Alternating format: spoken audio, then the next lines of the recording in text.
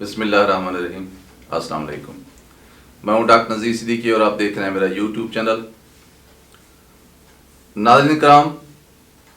अगरचे सेनेट के चेयरमैन के इलेक्शंस अब गुजर चुके हैं, जिसमें हुकूमत को चेयरमैन और डिप्टी चेयरमैन दोनों हवाले से कामयाबी मिली है, लेकिन ये बात यहीं पर ख़त्म नहीं हो जाती। इसके और भी बहुत सारे असरात मुरतब होने हैं, जिनमें से कुछ हमारे सामने हैं, जबकि कुछ असरात मुस्तकबिल में भी कौम देखेगी। फौरी तौर पर तो ये हुआ है कि गिलानी साहब की जीत और हफीज शेख साहब की शिकस्त के बाद जिस तरह पीटीआई की हुकूमत और ख़ुद इमरान खान एक दबाव में आ गए थे, हुकूमत इस चेयरमैन और डिप्टी चेयरमैन के इंतखाबात में कामयाबी के बाद उस दबाव से फौरी तौर पर बाहर निकल आई है।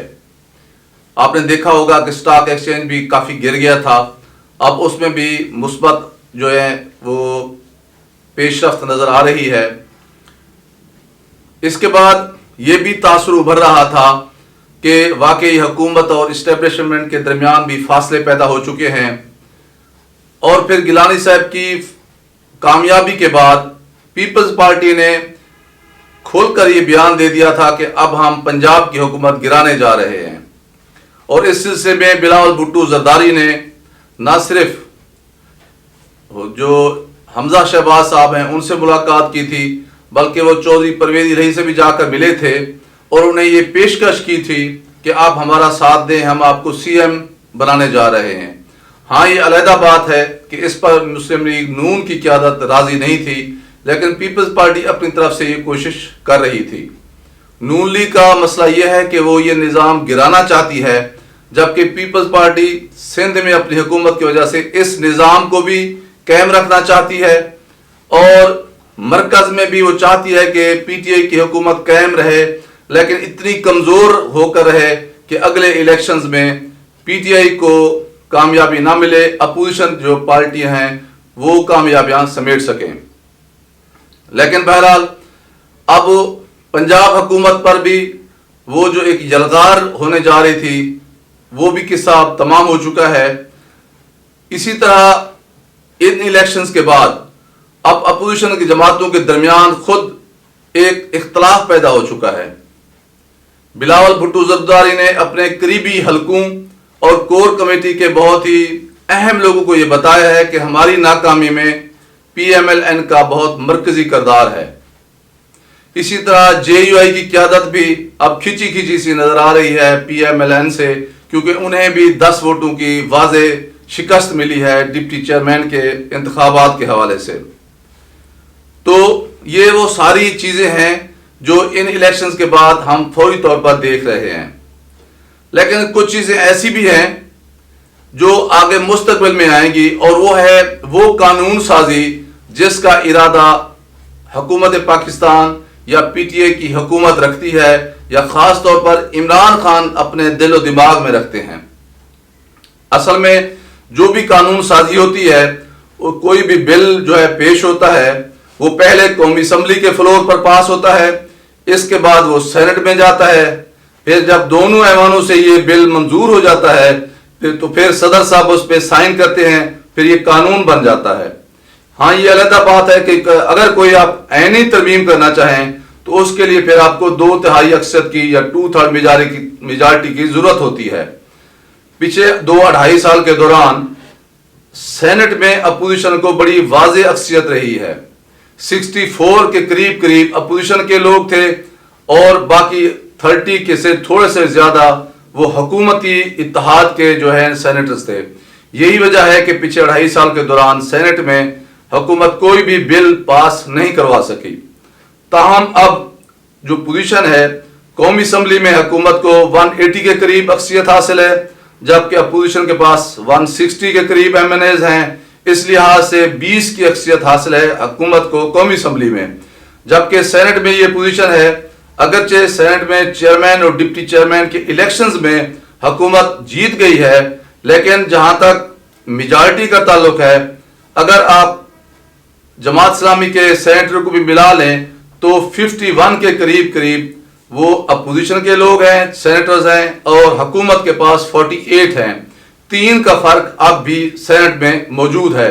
हाँ, ये अलग बात है कि जिस दिन कानून साजी हो रही हो उस दिन हो सकता है कि अपोजिशन के लोग ज्यादा ना हों और हुकूमत के लोग ज्यादा मौजूद हों और फिर सादा अक्सरियत से कानून साजी में हुकूमत कामयाब हो जाए। लेकिन अगर ये भी ना हो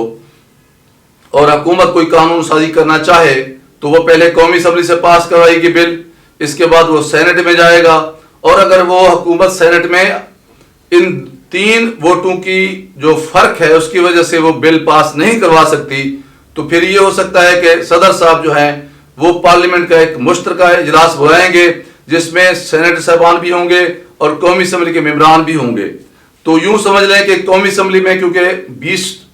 जो है मेंबरान की अक्सरियत हासिल है हुकूमत को, और सेनेट में 3 की जो है वो फर्क है, 3 लोग कम हैं, 3 सेनेटर कम हैं हुकूमत के, तो इस लिहाज से अगर जॉइंट सेशन भी होता है तो फिर भी हुकूमत को 17 वोटों की बढ़तरी हासिल होगी और इन 17 वोटों के जरिए हुकूमत ऐसी कानून साजी कर सकेगी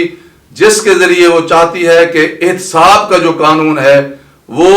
ऐसे असूलों पर कायम हो जाए जिसके जरिए हुकूमत का ख्याल है कि अपोजिशन के हल्के जिन्होंने कौम के वसाइल को लूटा है, मुल्क के वसाइल को बेदर्दी से जो है वो गसब किया है और मनी लॉन्ड्रिंग के जरिए मुल्क से बाहर भेजा है और अपने अलल्ले तलल्लु में मुल्क के वसाइल को जो है ना बेदरेग इस्तेमाल किया गया है। करप्शन के जो इल्जामात हैं, बहुत सारे ऐसे केसेस जो है ना नैब में चल रहे हैं लेकिन वहां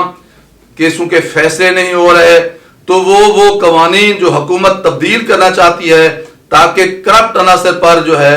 वो शिकंजा कसा जा सके। अब हुकूमत इस पोजीशन में आ गई है सेनेट के हालिया इलेक्शन में कि वो ये सब कुछ कर सकती है, और यही वो डर है, यही वो खौफ है जो अपोजिशन के दिल दिमाग पर पिछले कई महीनों से छाया हुआ था कि अगर सेनेट के इलेक्शन हो जाते हैं, और यही वजह थी कि PMLN चाहती थी कि सेनेट के इलेक्शन से भी पहले दिसंबर में ये असम्बलियां घर चली जाएं, हम जो है इज्तिमाई तौर पर रिजाइन कर दें। लेकिन जो पीपल्स पार्टी थी PDM में उसका ख्याल था कि नहीं, हमें सिस्टम को नहीं गिराना चाहिए, हमें सिस्टम के अंदर रहकर जो इमरान खान की हुकूमत को गिराना चाहिए, जबकि JUI और PMLN उनका यही ख्याल था कि हमें एहतजाज करना चाहिए, रिजाइन देना चाहिए। सबकी यही कोशिश थी कि किसी ना किसी तरह ये मार्च में सेनेट के इलेक्शन ना हो ताकि PTI की हुकूमत वहां मेजॉरिटी ना ले जाए। अब हम सब लोग इस बात को सुन रहे हैं कि चेयरमैन और डिप्टी चेयरमैन बन गए हैं, लेकिन अब कौम को यह समझने की जरूरत है कि अब PTI की हुकूमत इस पोजीशन में आ गई है सेनेट के इलेक्शन के बाद के, और फिर जो उनका चेयरमैन मुंतखब हो गया है सादिक संजरानी साहब, अगर यहाँ यूसुफ गिलानी साहब मुंतखब हो जाते तो फिर भी हुकूमत को बहुत मुश्किल पेश आनी थी कि कोई बिल अगर वो कौमी असम्बली से पास करवा लेती फिर सेनेट में ले आती तो सेनेट के चेयरमैन या तो उसे रोक लेते या उसको सुस्त रवि का शिकार कर देते या फिर उसकी बहस की इजाजत ना देते, तो फिर वो काफी अरसे तक उसको पेंडिंग भी रख सकते थे। लेकिन क्योंकि अब सादिक संजरानी आ गए हैं, चेयरमैन मुंतखब हो गए हैं और डिप्टी चेयरमैन जो है नवाब अफरीदी साहब हो गए हैं, तो हुकूमत को ये बड़ी सहूलत हो गई है कि वो चाहे बिल ना भी पास करवा सके तो उसके ऊपर फैसला येस या नो का अपने चेयरमैन या डिप्टी चेयरमैन की मौजूदगी की वजह से फौरी तौर पर ले सकेगी, और इसके बाद उसके लिए